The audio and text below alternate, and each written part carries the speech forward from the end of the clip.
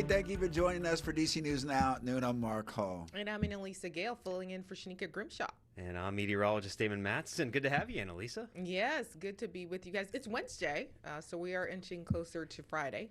Mark is very happy about that. Yeah, I'm counting down the days. The sun is shining. That's certainly good.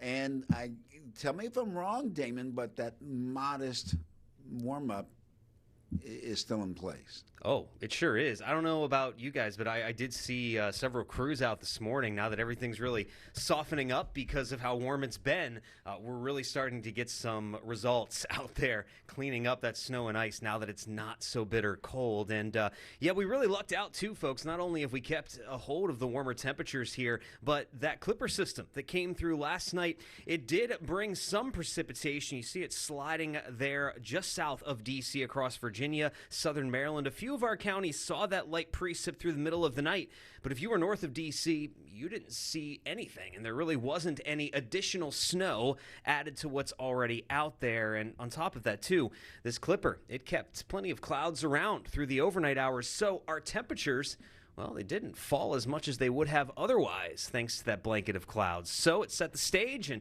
here we are this afternoon already. We are well above freezing in the district at 37. We have those above freezing temperatures, too, across Virginia into southern Maryland. Still a little chillier as you head off to the north. Hagerstown sitting at 31, Cumberland at 30, but all in all, not too bad. And given that we are still seeing a decent amount of sunshine, and we will continue to do so the rest of this afternoon, we'll continue to get that slightly above freezing setup there, which should help melt more of that snow and ice. So not looking like too bad of a Wednesday, but as we move on toward the weekend, well, one, we do have a burst of colder air on the way, and two, Mark and Annalisa, there's likely to be some stronger winds. We'll talk about how that's going to unfold for our Saturday and Sunday coming up here in just a bit.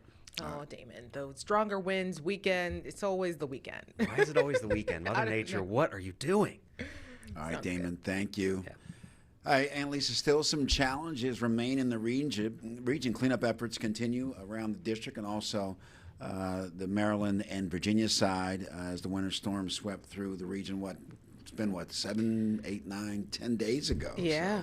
So, hazardous walking conditions, of course, remain and near some of the Metro bus stops across Washington, D.C., forcing riders really to still try and navigate through the snow and ice just to reach the curb. You can see right there, DC News Now's Ben Dennis is helping that lady just get off the curb.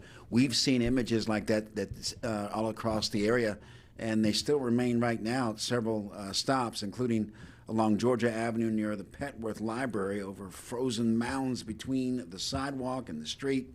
Situation that riders say is especially dangerous for parents with strollers and seniors and people with disabilities. A spokesperson for WMATA said that the transit agency is not responsible for cleaning sidewalks or property it does not own, even when bus stops are located there, after WMATA said that local jurisdictions are in charge of snow and ice clearing near the bus stops where WMATA is not a property owner.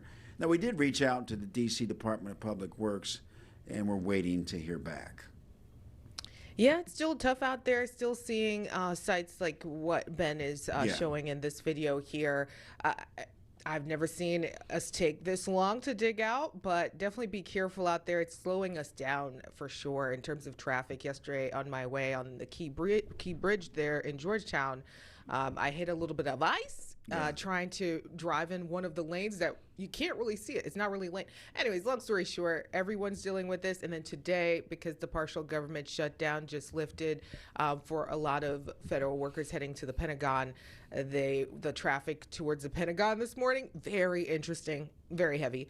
And so with the snow in one lane, and yeah, it's just, it's a lot. You know, Annalisa, I see, let me choose my words carefully, but I see Ben, helping that lady, get off of the snow mound. And that was me literally in my neighborhood. Now we're starting to get some melting because those temperatures now above freezing. But really, there were some challenging days just to get to my car, walking on the sidewalk and then walking into the parking lot area just to get to my car. It was It was challenging, more challenging than it would have been 20 years ago. How's that? Yeah, well, my biggest advice is to just pack your patience. I'm not in a rush to go anywhere this week because there's still snow on that ground and in some of the lanes. So you get there when you get there and get there safely.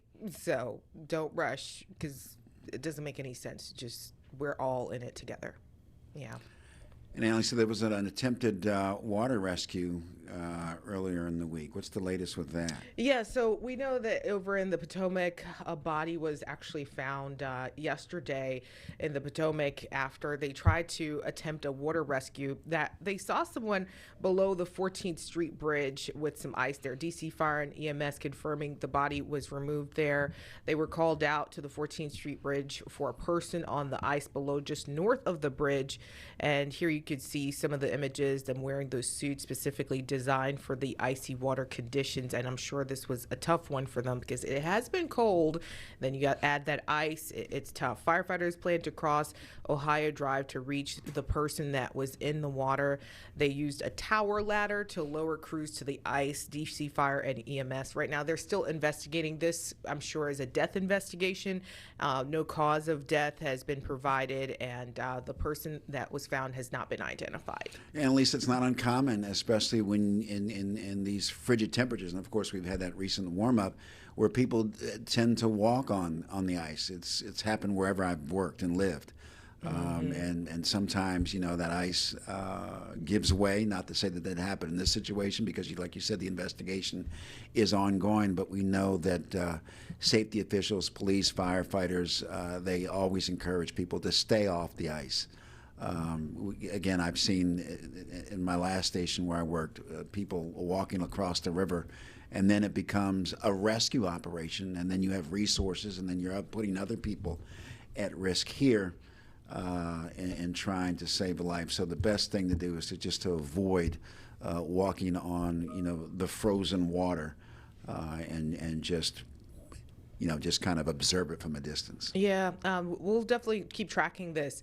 But yes, snow and ice also having some impacts on schools. I know in Prince George's County, lots of people were excited that their kids were heading back today. Mark, how's that going? Yeah, and really the public schools will be operating on a 2-hour delay today, which is certainly good news. It gives parents a chance to do the necessary planning for those that have to work. And for a full list, you can go to our website, DC News Now, with the latest on any cancellations or any school delays. Again, those challenges, and Lisa, they continue across the region for parents and students and people just trying to get to work, and those that live in neighborhoods. We hope that this temporary warm-up will last at least a couple more days so we can get more of this melting in place. Yeah, thankfully it's looking a lot better in those areas where kids are heading back to school today. But yeah, parents were a bit frustrated in recent days because some of them had to change their plans. I just talked to one mom via email this morning that had been reaching out to in Prince George's County. She said she just wanted a more timely notice last week with when schools were canceled. So hopefully this will continue this trend of being back to school. Yeah, indeed. Again, this has been a disruptive storm across the board. I cannot believe it's taking this long to get back to our norm, but here we are. And again, we know that the temperatures, those frigid temperatures, obviously played a big part because normally when we have big snowstorms, and this wasn't the biggest that we've ever really experienced, but the fact that you had those, those frigid temperatures, there was just no melting. So we didn't get any help from Mother Nature or the weather, and so it's just those tough conditions just remained. And again, this little warm up that we're getting now is certainly helpful. Yes, for sure.